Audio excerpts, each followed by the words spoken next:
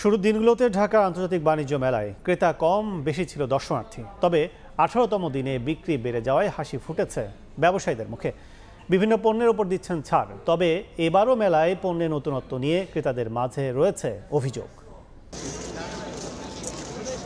প্রথম দিকে তেমন সাড়া না মিললেও মাসের মাঝামাঝিতে এসে চেনা রূপে ফিরেছে বাণিজ্য মেলা। 18তম দিনে সকাল থেকেই মেলা প্রাঙ্গণে আসতে শুরু করেন ক্রেতা দর্শনার্থীরা। দুপুর গড়াতেই জমজমাট হয়ে ওঠে পুরো প্রাঙ্গণ।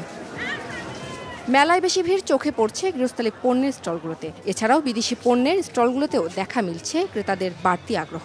তাদের আকৃষ্ট করতে নানা রকম ছাড় দিচ্ছেন বিক্রেতারা। हम लोग का कस्टमर बहुत कम है, आगे साल से कम है, ऐसा बिक्री नहीं हुआ, आगे साल अच्छा बिक्री हुआ था। First week was a little bit slow, but after that will be gonna start like slowly is increasing. Yeah, we are very happy in this moment. নিত্যপণ্য প্রোডাক্ট যে নাই ওরকম কিছু না, আছে বাট পরিমাণে কম।